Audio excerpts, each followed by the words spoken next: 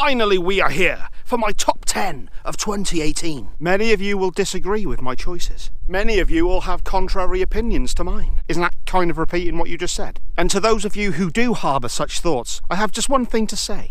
I forgive you. You are, of course, entitled to your opinion. You're wrong, but you may still have thoughts of your own. My gift to you this Christmas. So despite your half-baked ideas of what you may think is the top 10, here is the real list as I count down my top 10 albums of 2018.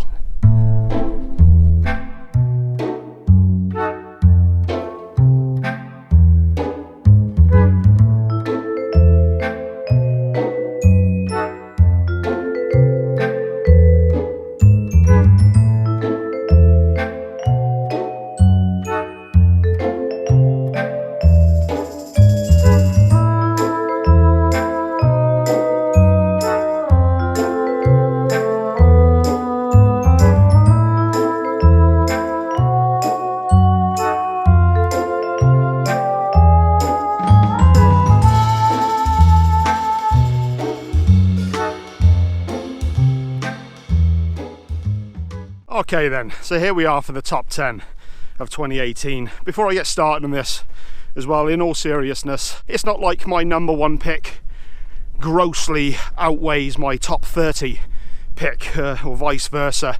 In fact, doing these lists is kind of, I don't know, it's a bit silly in a way, kind of ranking things. But people like to do them, people seem to like to watch them, and it gets me some views. Just very quickly before I get into my top 10, there's a couple of other albums that I completely forgot to mention in my honourable mentions. Skeleton Witch with Devouring Radiant Light, fantastic album. And then Author and Punisher with Beastland. Again, two albums that I completely intended to do reviews for, albums that I loved, really amazing, and definitely worth checking out, especially Author and Punisher. He's one of those artists that not enough people know about. Very fascinating man, and makes some really good music. Now, here we go. In at number 10, and this will be a controversial one for some, I'm sure, Greta Van Fleet with Anthem of the Peaceful Army. I just really enjoyed this. I was shocked by how much I enjoyed it. Like everybody else, I immediately put the Led Zeppelin tag on them, which is unavoidable, to be fair. But there's a lot more depth in this album than people probably give it credit for. There's a lot more to do with Rush and Queen and bands of that ilk, and there's definitely a couple of songs on there that really kind of show promise to where the band may progress to in the future. Regardless of what you think of them, I think they're really good songwriters, and there's absolutely no denying that they're great musicians. If you haven't given it a chance, try it. If you don't like it, fair enough, you're wrong. But that's my number 10 pick, Greta Van Fleet, Anthem of the Peaceful Army. At number 9, I have put Legend of the Seagullmen with their self-titled debut. This is a supergroup consisting of the likes of Brent Hinds from Mastodon, of course, and Danny Carey from Tool. So that shows you the calibre of musicianship that you can find on this album. Much like the Post-Human album by Harm's Way, that came in at number 11 on my list. This is another one of those ones where individual songs just keep popping into my head. And it's just such a fun album as well. The songwriting's fantastic, and it's songs full of seagullmen, pirates, ghost ships, giant squids, and deep sea divers. What is there not to like about this album? I keep going back to it, and I just enjoy it all the time. Great album. Number 9, Legend of the Seagullmen.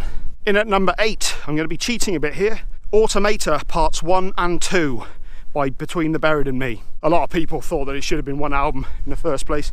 I can see why. The first album took me a little while to get into, but once I did, I really got it. Really great concept with it as well. I'm not going to go into it, I've already done reviews on these two albums, so check them out, give the videos a boost. But going into part 2, knowing much more what to expect, I pretty much love that one straight away, and listening to it as a whole as well, both albums back to back, it just works perfectly. Great album from a band that I've never really bothered trying to get into. I was just so impressed. The vocal performance is fantastic, and the entire band are incredibly talented at whatever they do. Number 8, Automata Part 1 and 2. At number 7, I've put one of my most anticipated albums of the year, which was Stranger Fruit by Zeal and Ardor. I think I put Devil Is Fine as my top 5 album of last year, which was a great album, and I was really looking forward to this one, and it didn't disappoint. It delivered on all levels as far as I'm concerned. There's a bit of a progression from the last one. You've still got that blues music, the slave music, the Gregorian chanting, the black metal, of course. I really look forward to see what Manuel Gagnow does in the future. Great album. Number 7, Stranger Fruit by Steel and Ardor. In at number 6, fairly recent album this one, Muse with Simulation Theory. Never really invested a huge amount of time into this band. I have liked her individual songs, but I don't know, there's always been something about them I've just never really bothered with. But I decided to check this album out, and I am so glad that I did. I love the retro 80s feel to this album. I love the concept, the idea of us all living in a simulation. Who hasn't thought that? And I just love the songwriting in general. I love this album from start to finish. I love the fact that they did a video for each part of it as well, and just all congealed together nicely. There's a lot of effort put into it. I love the artwork as well, which a lot of people were put off by, but I loved it. Being a child of the 80s myself, I'm all about this sort of music, and this was a real pleasure to listen to. So yeah, my number 6 pick, Simulation Theory by Muse. So into the top 5 we go. And my number 5 pick is Soulfly with Ritual. Max Cavalera has really been delivering over the last couple of years again. Last year's Cavalera Conspiracy Psychosis album was awesome. I really enjoyed that album. It was so good. I kind of fell out with Soulfly a while back. Kind of listened up to whichever the 4th album was, and then I kind of trailed off from them. But it was a real joy going back to this album. Absolutely awesome, fantastic album. Kind of encapsulates everything that's great about what Max Cavalera does. You've got the thrash from the old school Sepultura stuff. You've got the more groove-laden nu metal stuff that we know from Soulfly, the traditional Soulfly stuff. We've got some black metal and death metal put in there as well. We've got the punk, hardcore and industrial elements from stuff that he did with Nailbomb. Just all put together in a really well done way. Just feels like there's a lot of passion on this album. I know that Josh Wilbur, the producer, had a great deal to do with that as well. He's a huge fan of Soulfly and Sepultura, and I think he was kind of very encouraging to Max to really, to really go that route, and he did indeed. And he created a joyous album. I love everything about this album. Fantastic. Max Cavalera, one of the legendary frontmen in metal, and rightly fucking so. Number 5, Ritual by Soulfly. Number 4 on my list, Behemoth with I Loved You at Your Darkest. I'm sure this will be at the top of many people's lists. But like I said, to be honest, there's not a huge amount of difference between the albums that I'm reviewing. You know what I mean? I pretty much love them all, and I'd happily listen to any of them at any time. So one thing I really love about Behemoth is the fact that they take their time putting out albums. They don't just put out anything as and when. They seem to really take their time in making sure that everything about it is right. Everything is where it should be. They spend a lot of time on the aesthetics as well, both live and with the actual album itself. They put a lot of effort into the presentation. I really admire that in this day and age, when so much of what we do is digested digitally. So it's really nice to see a band that puts a lot of effort into that sort of thing. The music on this is absolutely fantastic. Real great follow-up to The Satanist. The Satanist is one of those albums that I think will go on to just be a standout classic. Following up an album like that, a lot of bands could have quite easily crumbled, but not Behemoth. They did a stellar job with this album, one that I thoroughly enjoyed. So yeah, number 4, I Loved You at Your Darkest, Behemoth. In at number 3, Judas Priest, Firepower. Anyone who was paying attention to my channel on the build up to this album will know that I'm not the biggest Judas Priest fan. Not that I ever disliked them, I just never really invested any time into them. The high falsetto vocal has always been something that's kind of put me off, even though I love a lot of Iron Maiden. But yeah, I had to check this out, and my god am I glad I did. I just love this album from start to finish. Songs are so well written, just so catchy, just these huge anthemic choruses, and I have to say kudos to Rob Halford for delivering a stellar performance on this album. His vocals sound great, and I was all about it. What went from an album that I was a bit tentative going into, maybe thinking, am I going to have to slag this off, actually became one of my favourite picks of the year. Absolutely loved this album, and I'm definitely going to be going back and checking out their back catalogue, doing a couple of classic album reviews in the new year at some stage, I am sure. Number 3, Judas Priest with Firepower. fucking awesome album. I think I may turn around and go back this way. Interesting fact. My number 2 pick of the year, Sleep, The Sciences. This album was released to an unsuspecting audience. Nobody knew this album was coming out. Came out on the 20th of April. One of those marijuana-infused days.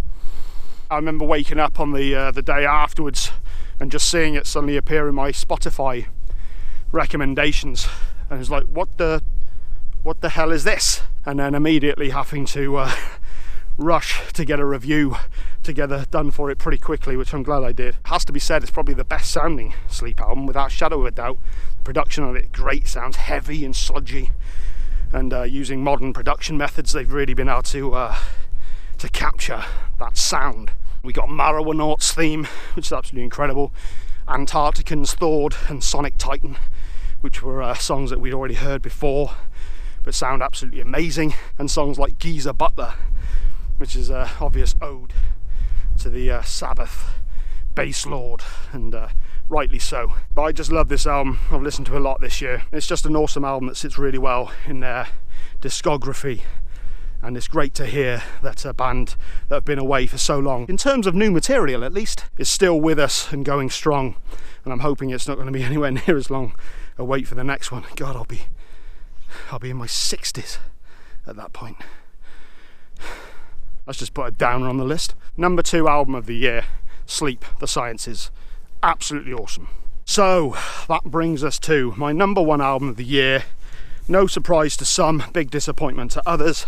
Ghost with Prequelle. I've got no justification for this other than the fact I've just probably, I think I've listened to this album more than any others this year. I was late to the party for Ghost, so I've not really listened to a hell of a lot of their previous material, and because of that I didn't go into this expecting anything that other than what it was. A lot of people were put off by the lack of heaviness. I just really enjoyed it. I love the concept of the album, dealing with the Black Plague. Standout track has to be Rats, which is just absolutely awesome. New wave of British heavy metal style 80s riffing, huge anthemic chorus. Dance Macabre actually really grew on me. When I first heard it, I was like, what the fuck is this? But it's really grown on me, and there's just a lot about this album that I really enjoy. Helvetenfonster, I think that was the name of one of the instrumentals, which I originally didn't particularly enjoy that much. But again, the more I've listened to it, the more I've dug it, the more I've gotten into it. Really enjoy this album. There will be people who are extremely disappointed with my number 1 pick, but you know, I can't dispute the fact that I just keep going back to it. It's just a really fun, enjoyable album to listen to. And like I said at the beginning, there's not a huge amount of difference between any of these albums, really. It's just one of the albums that I keep returning to on a steady basis, and I just really enjoy it. But I'm not going to justify any longer. My number 1 pick of the year, Ghost with Prequelle. Awesome album. So, there we have it. That completes my lists week and my countdown of my albums for 2018. We are now, of course, gearing up towards Christmas in a couple of days, so I won't be having any more videos out before that. I might try and put something out on Boxing Day. I think I'm going to call that the end of the video there. It's a fine day, so I'm going to go for a nice little walk, I think, and enjoy this weather while we still got it, because I believe we're going to have quite a rainy Christmas. I do live in England, Hampshire, after all. So, without further ado, I'm going to go enjoy this wonderful weather with a nice walk. Goodbye.